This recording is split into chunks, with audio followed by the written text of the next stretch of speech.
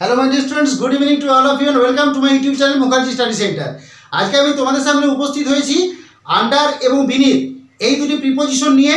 এই দুটি প্রিপোজিশন বাক্যের মধ্যে কিভাবে বসে এবং এদের মধ্যে পার্থক্য কি সেই বিষয় নিয়ে তোমাদের সঙ্গে আলাপ আলোচনা করতে চলেছি। সুতরাং দেরি না করে দেখে নাও আন্ডার এবং বিনিথ কোথায় বসে। দেখে নাও আন্ডার শব্দ ইউএনডিআর আন্ডার। আন্ডার শব্দের অর্থ কি? আন্ডার শব্দের অর্থ হলো নিচে, অর্থাৎ আন্ডার শব্দের নিচে বলতে নিচে অর্থে বাক্যের মধ্যে প্রয়োগ করা হয়। দেখে নাও, ধরা যাক এটি একটি মাধ্যম, তাহলে মাধ্যমের নিচে, এই যে মাধ্যমের নিচে কোনো ব্যক্তি বা বস্তু যদি থাকে এবং সেই ব্যক্তি বা বস্তু যদি দৃশ্যমান হয় তাহলে সেখানে আন্ডার বসে, এবং সেই ব্যক্তি বা বস্তু যদি এই মাধ্যমকে স্পর্শ করে না থাকে তাহলে সেখানে কি হয়? আন্ডার হয়। যেমন একটা উদাহরণ ধরে নাও, the cat is under the table.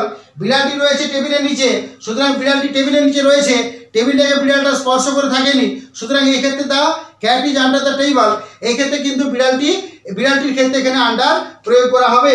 কিন্তু বিনিথ কোথায় বসে? বিনিথ দেখে নাও, বানানটা BENEATH, বিনিথ, এবং বিনিথ শব্দের অর্থ হলো বাংলাতে নিচে। যদি কোনো মাধ্যম থাকে এবং মাধ্যমের সঙ্গে স্পর্শ হয়ে থাকে, যদি কোনো ব্যক্তি অথবা যদি কোনো বস্তু এবং সেই ব্যক্তি বা বস্তু যদি অদৃশ্যমান হয়, যদি মাধ্যমের সঙ্গে টাচ হয়ে থাকে অর্থাৎ মাধ্যমকে স্পর্শ করে থাকে এবং সেই ব্যক্তি বা বস্তু যদি অদৃশ্যমান হয় তাহলে সেই ক্ষেত্রে কিন্তু বাক্যের মধ্যে বিনিথ বসে। যেমন একটা উদাহরণ ধরে নাও, the mobile is beneath the pillow, অর্থাৎ বালিশের নিচে রয়েছে মোবাইল। তাহলে মোবাইলটি কোথায় রয়েছে? বালিশের নিচে, অর্থাৎ ছোট্ট মোবাইলটি বালিশ দিয়ে ঢাকা দেওয়া আছে, তাহলে মোবাইলটিকে আমরা দেখতে পাচ্ছি না, কিন্তু বালিশটির সঙ্গে মোবাইলটি টাচ হয়ে রয়েছে, সুতরাং এই ক্ষেত্রে আমরা মোবাইলকে দেখতে পাচ্ছি না অথচ মাধ্যমের সঙ্গে স্পর্শ অবস্থায় রয়েছে। সুতরাং আমি কি বললাম? সুতরাং আমি এটাই বললাম, যখন কোনো ব্যক্তি বা বস্তু কোনো মাধ্যমের সঙ্গে টাচ হয়ে থাকে এবং দেখতে পাওয়া যায় না সেই ক্ষেত্রে বিনিথ বসে। আর যখন কোনো ব্যক্তি বা বস্তু কোনো মাধ্যমের সঙ্গে টাচ না হয়ে থাকে এবং দেখতে পাওয়া যায় সেই ক্ষেত্রে আন্ডার বসে। সুতরাং নিশ্চয় বুঝতে পারলে ছোট্ট ভিডিওটি।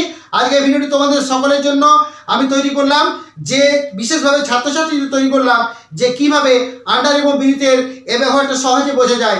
যাই হোক, ছাত্রছাত্রীদের উদ্দেশ্যে বলছি, যদি ভিডিওটি ভালো লাগে অবশ্যই একটি লাইক করে দিও, এবং যদি আমার ভিডিওটি মনকে আকর্ষণ করে বেশি বেশি মানুষের মধ্যে ছড়িয়ে দিও, এবং আমার চ্যানেলটিকে সাবস্ক্রাইব করো।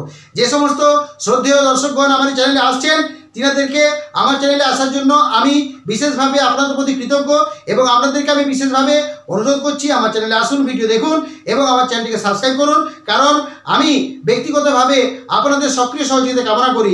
সর্বশেষে কথা না বাড়িয়ে সকলের প্রতি, ছাত্রছাত্রীদের প্রতি এবং শ্রদ্ধেয় দর্শকদের প্রতি রইল শুভকামনা। ধন্যবাদ।